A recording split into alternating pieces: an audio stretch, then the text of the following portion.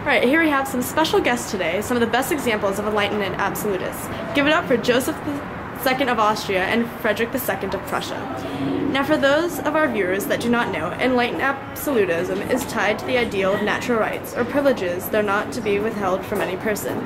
This included equality before the law, freedom of religious worship, freedom of speech and press, and the right to assemble, hold property, and seek happiness. First off, Frederick II, please tell us a little bit about your background. Well, I was born in 1712, and as a boy, I was well educated and I enjoyed French literature, poetry, and playing the flute. My father and I didn't really get along that well. We disagreed on a lot of things, and you can probably tell the difference of that between our rules. Right, Joseph II, please tell us a little bit about your background.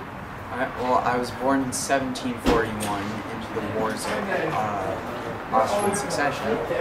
I was educated under the writings of Voltaire and the encyclopedists, and I was under the model of this man right here, Frederick II. And I was also taught by politicians the mechanical details of administration. Thank you. Well, today we are looking into what makes an enlightened monarchy. What have you done that will classify you as enlightened, Frederick? Well, in all of my territories, I abolished the death penalty, except in cases of treason and trials relating to murder. I granted freedom of speech and press to a certain extent, I think. And I myself, I'm not religious, but I practice great religious tolerance with all my people. So I don't care if they're Calvinists or what, they can all be in my heart. How about you, Joseph? I'd be classified as enlightened because I abolished the death penalty in 1787. And to produce literate citizenry, I made elementary education compulsory for all boys and girls, and higher education was offered to a select few.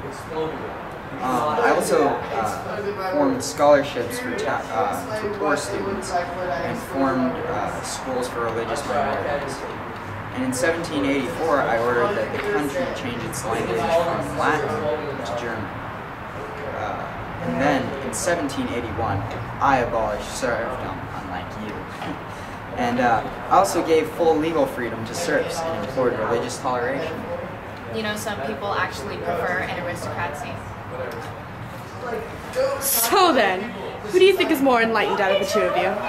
Well, I think that I'm the more enlightened one, and I'm sure that Frederick here would agree, because I abolished serfdom and formed full religious tolerance of my people. And I also... So did I. Well, yeah, but still. And I also allowed full legal freedoms to all serfs. Not to mention that I also... Do you know what? Are you saying that I don't believe in unity and justice? No, I'm just saying that if you truly wanted to be enlightened, fully enlightened, you would have abolished all serfdom, okay? And my citizens were happier that way. More things got done that way. Let's see. Fine, just remember, I was the one who thwarted your plans to conquer Bavaria. Just keep that in mind. Bavaria? Bavaria. Excuse you. Yes. And I also formed centralized medicine in order to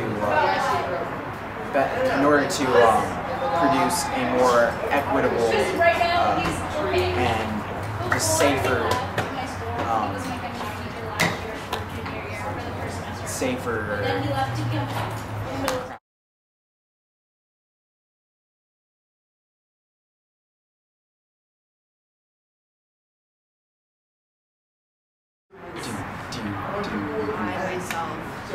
Baby, you're so fresh.